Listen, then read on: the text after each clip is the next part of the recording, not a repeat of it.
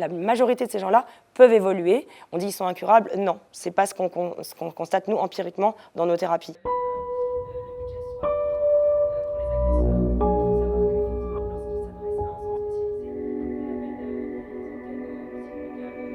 Ce genre de personne manipulatrice qui sait ce qu'elle fait, qui passe des années en fait à sévir sans se faire attraper, malheureusement c'est répandu. C'est répandu. C'est pas le profil forcément que nous, dans nos consultations spécialisées, on a au quotidien, parce que les gens s'imaginent toujours, comme ils regardent les médias où il y a beaucoup de sensationnels et les affaires les plus spectaculaires, ils pensent qu'on a ces gens-là tous les jours. Non, pas du tout. Nous, on a des gens qui viennent, qui sont certes, comme lui, insérés dans la société avec un métier, des amis, etc., mais qui ont beaucoup moins une approche comme ça, aussi calculatrice, avec autant de sophistication dans la manière d'agresser.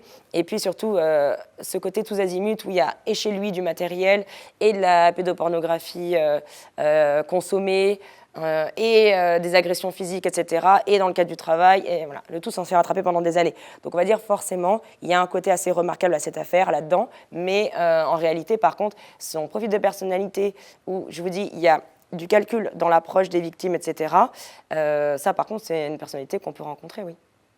Le fait qu'il ait pu noter comme ça pendant des années ces crimes dans des cahiers numériques, comment est-ce qu'on peut expliquer ça? Moi, je pense que le fait qu'il fantasme comme ça, enfin, quand je dis fantasme, ça ne veut pas dire qu'il a tout inventé et qu'il ne l'a pas fait, mais en tout cas que voilà, il puisse repenser à ce qui l'excite en l'écrivant, en le répertoriant et en le relisant probablement. Je pense que ça fait partie de cette recherche de toute puissance où même dans ses pensées, il n'est pas arrêté par le réel, puisqu'on voit bien qu'il bravait la réalité, puisque justement, il transgressait les lois, il transgressait 1 milliard de tabous en agressant ses enfants dans un moment de vulnérabilité extrême, évidemment, dans le cadre de son travail, notamment, pas que.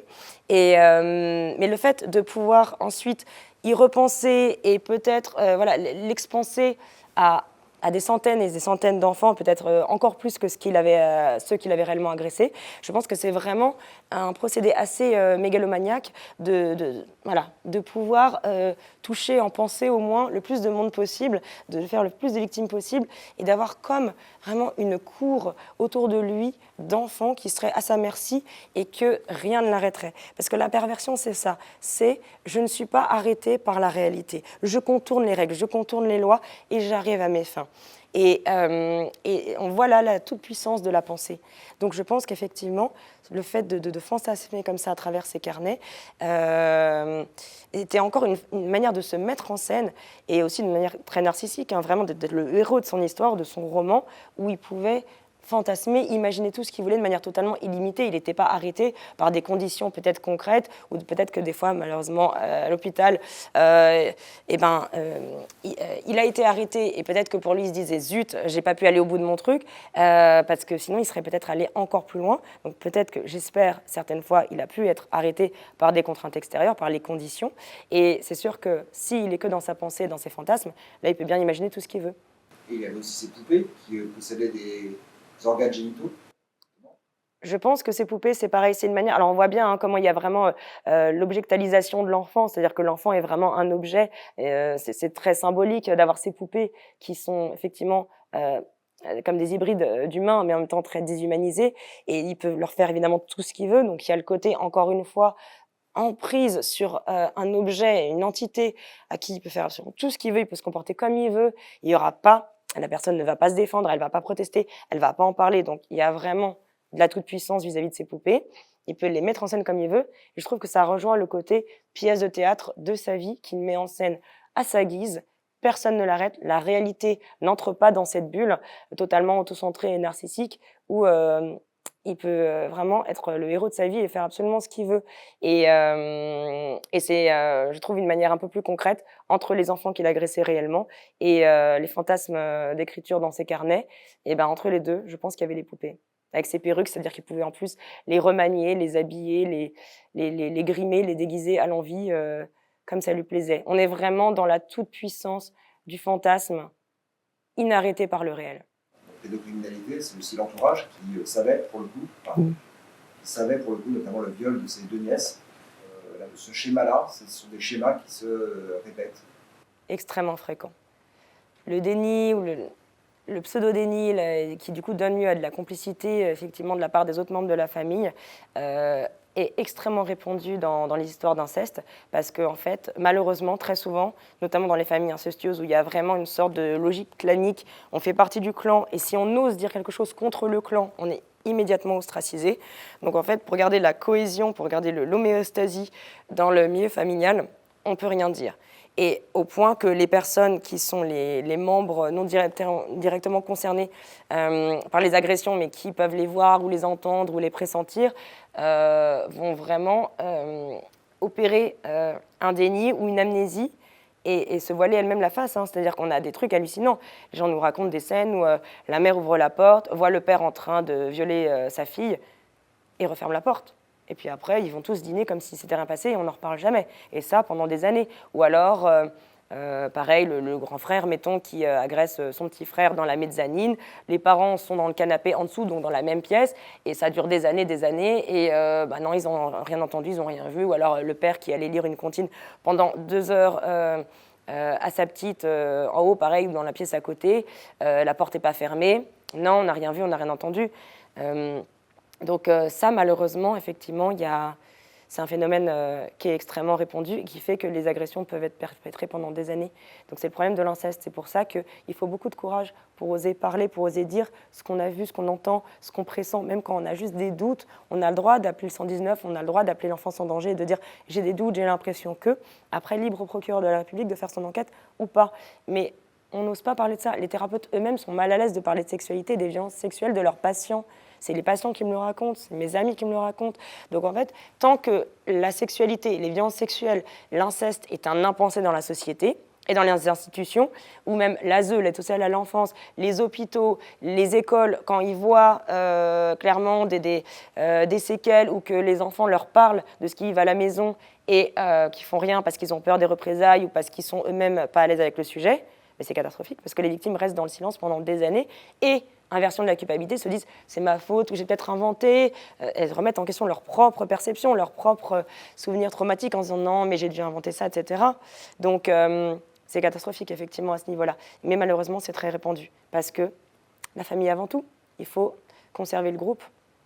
Qu'est-ce que vous aimeriez qui ressorte de ce procès qui va être suivi dans le monde entier? Qu'est-ce que vous aimeriez justement qu'il en ressorte dans la société?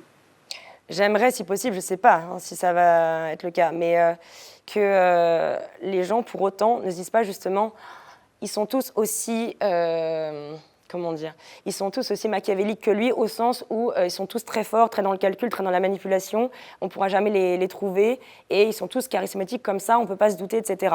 Ça peut être vraiment, si on dit qu'il y a à peu près un enfant sur 3 par classe, vous imaginez, ça en fait à peu près 3 par classe qui est victime de violences sexuelles, signalés. Ça veut dire qu'il y a tous ceux qui ne sont pas signalés en plus dont il faudrait prendre compte. Ça veut dire qu'il y a énormément d'enfants qui sont agressés. Donc, les agresseurs, ça veut dire que malheureusement, sans tomber dans la paranoïa, ils sont nombreux en fait. Et ils ne sont pas décelés, d'accord, ou on n'ose pas parler d'eux. Donc, si on se dit juste, il n'y a que le Squarneck dans le monde, ils sont très très forts, et puis ils ont des postes à haute responsabilité, on ne pourra jamais les attraper, etc. Non, ce n'est pas vrai. C'est des gens, parfois, qui peuvent vraiment être accessibles à une thérapie, à une évolution avec une prise en charge psychologique, puisqu'encore une fois, on voit l'évolution, elle est extrêmement nette, on a des statistiques là-dessus, etc. Donc en fait, la majorité de ces gens-là peuvent évoluer. On dit qu'ils sont incurables, non, c'est pas ce qu'on constate nous empiriquement dans nos thérapies. Donc on peut vraiment les faire évoluer. Pour ça, il faut qu'ils puissent parler, il faut qu'ils puissent être pris en charge, il faut multiplier les points d'accueil et les centres de soins.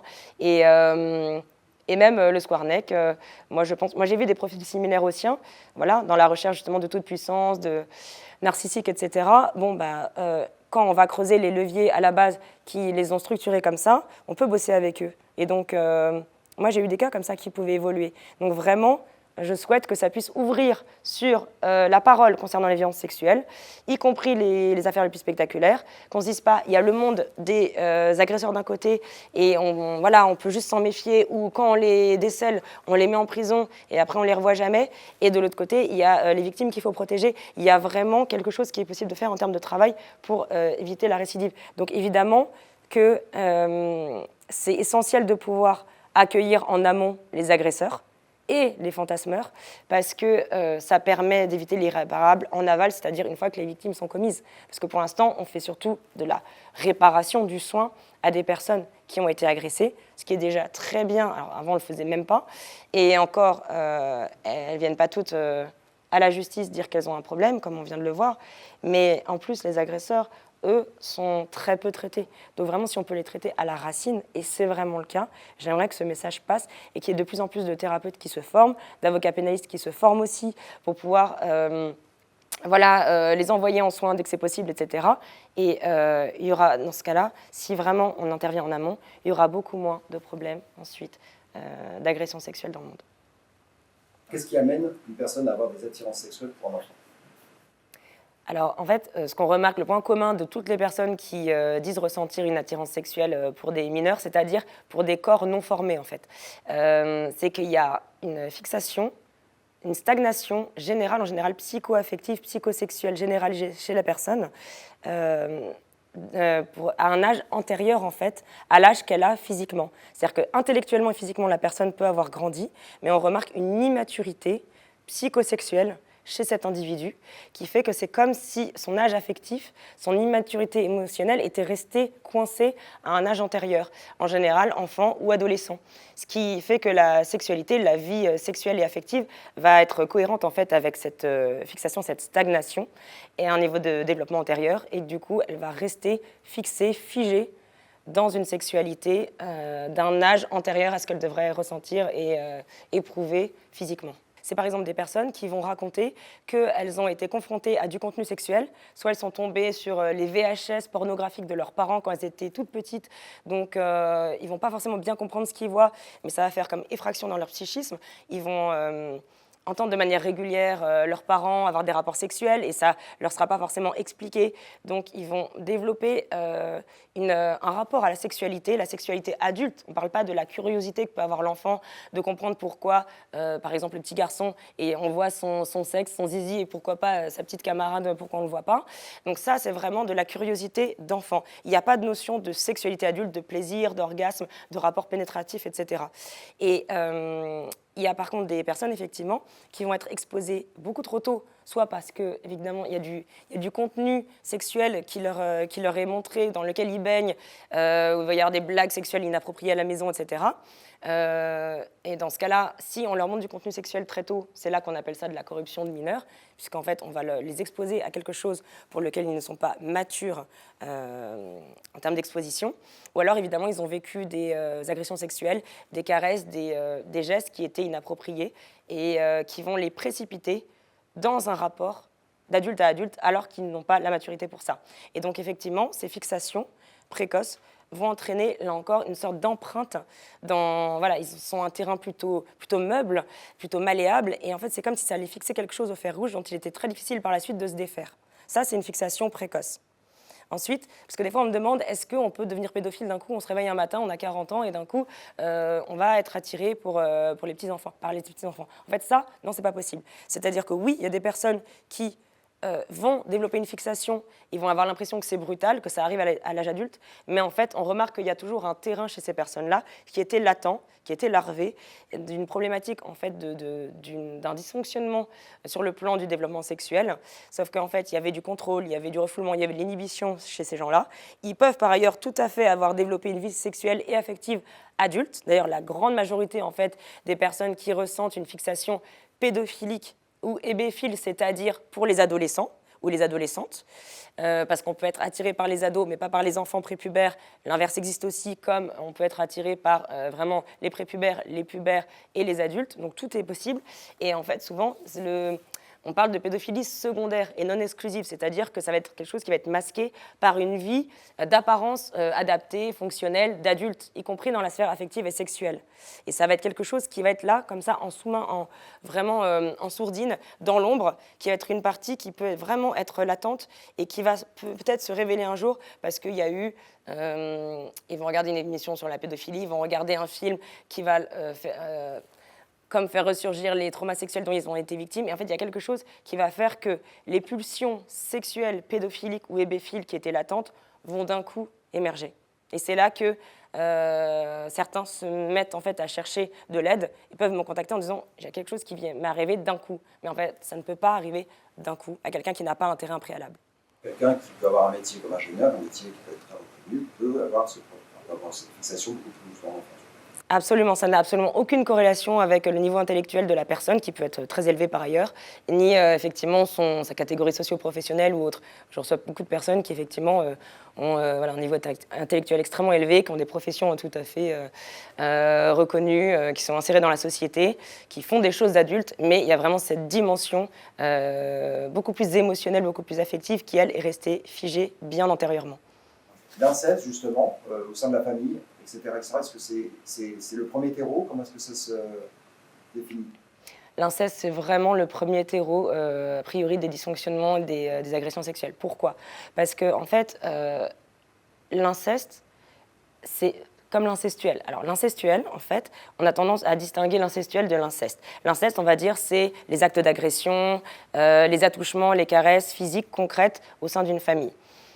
Par famille, on entend les parents envers les enfants, mais ça peut être un grand frère sur une petite sœur, sur un petit frère, entre cousins, oncles et tantes, grand-père, grand-mère, etc. Parce que oui, l'inceste au féminin existe aussi.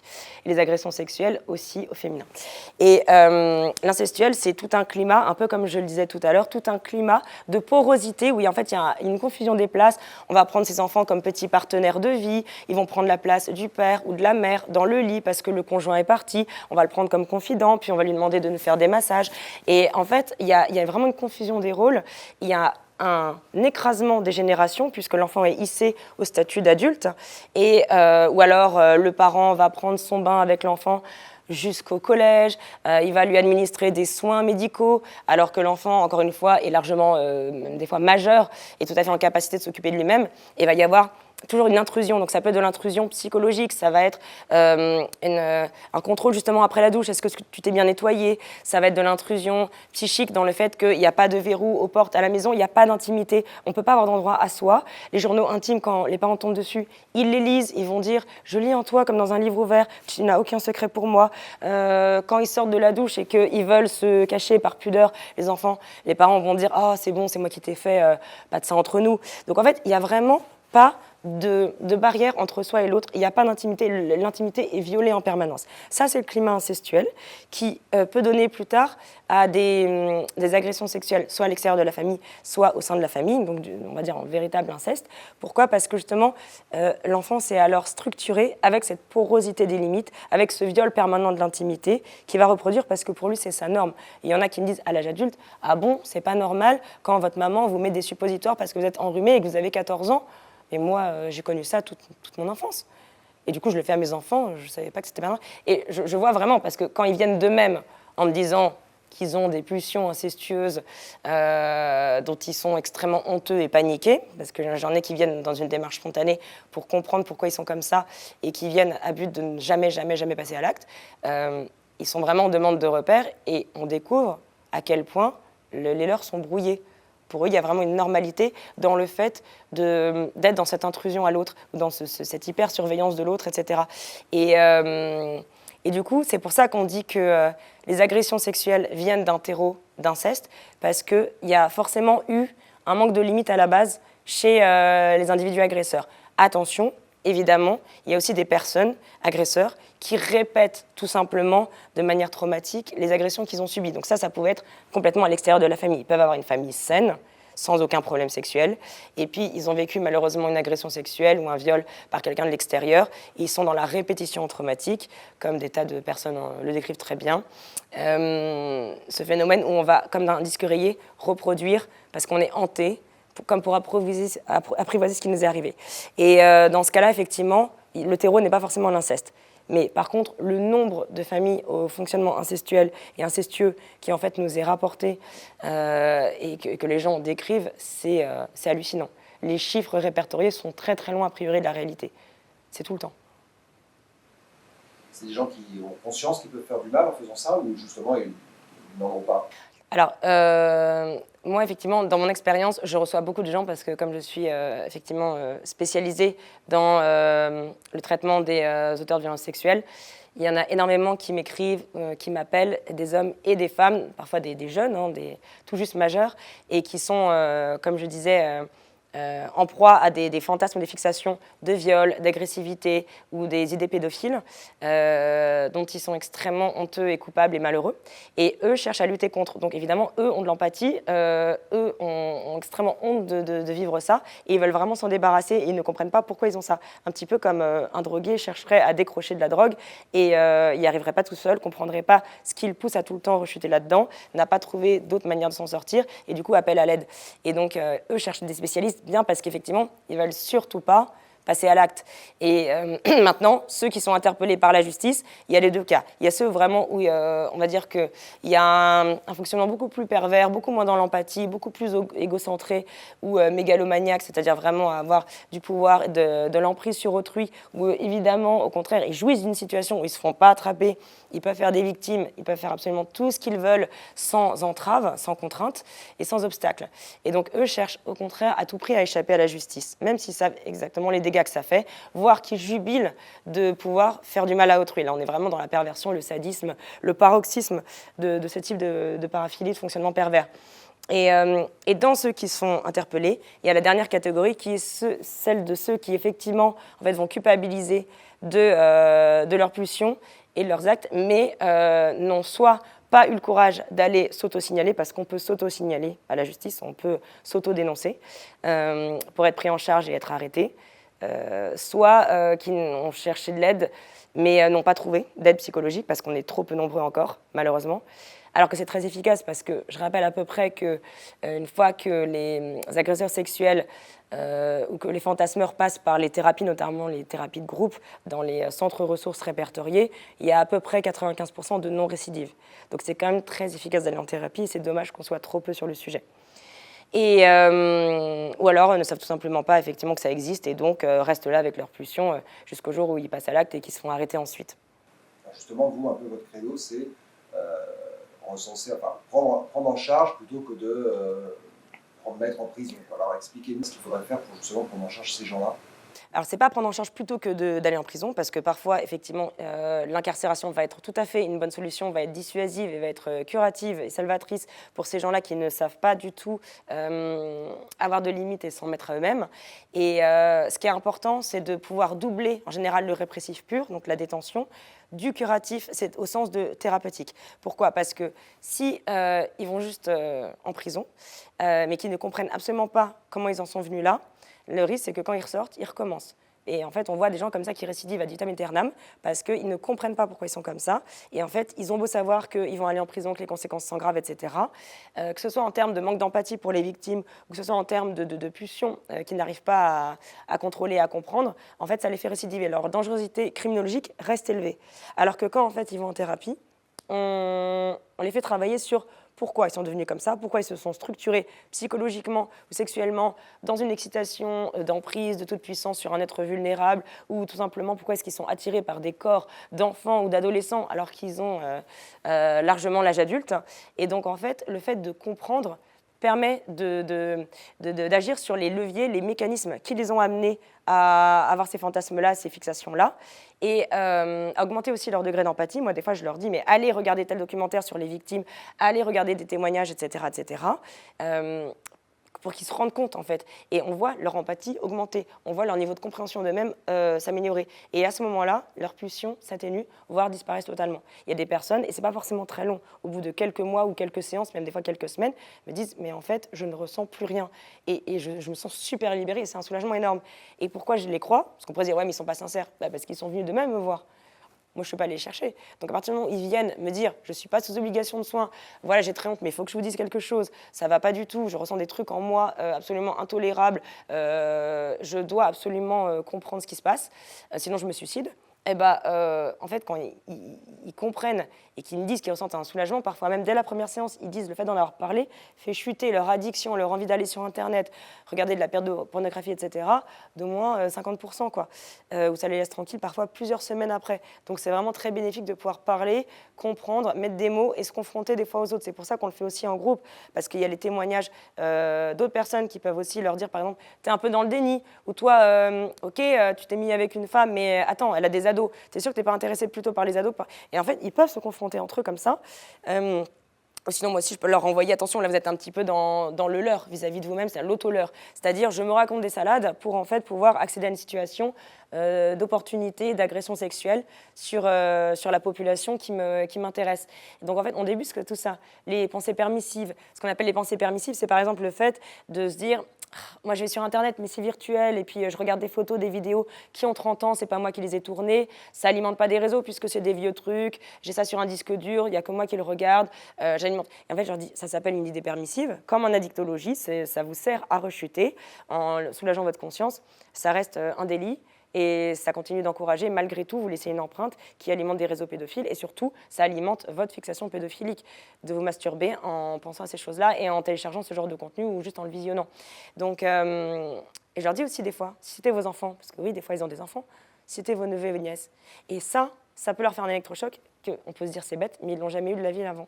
Et il y a enfin une dernière catégorie qui donc répète des agressions qu'ils ont vécues, et qui n'ont jamais fait le lien entre leurs agressions vécues et les agressions qu'ils commettent ou les agressions qu'ils regardent mises en scène dans la pédopornographie. Et en fait, quand je leur demande s'ils ont vécu des agressions, ils me disent oui. Est-ce qu'ils en ont parlé? Non, jamais. OK. À quel âge? Ils me disent à l'âge. Ils me disent le contexte dans lequel ils ont été violés. Et on remarque que les enfants ou les ados sur lesquels ils sont fixés, c'est exactement l'âge auquel ils ont été agressés, c'est exactement le même contexte. Et quand je fais le lien, je dis, vous voyez que vous répétez la situation que vous avez vécue? Ils disent, non, j'avais jamais fait le lien. Et de ce jour, parfois, ils me disent, je n'ai plus de fantasme. De ce jour, alors que je ne faisais que récidiver, agresser des enfants, retourner en prison, agresser des enfants, retourner en prison. Et la boucle s'arrête le jour où on fait enfin le lien entre leur trauma et leur passage à l'acte. Donc en fait, ça ne peut s'arrêter qu'en thérapie et dans l'introspection. Juste les enfermer ne va pas suffire à les rendre moins dangereux. C'est pour ça que c'est hyper important. Et des fois, il faut les deux. Il faut pouvoir être dissuasif avec la prison et il faut pouvoir aussi leur permettre de comprendre ce qui se passe pour peut-être enfin endiguer le phénomène.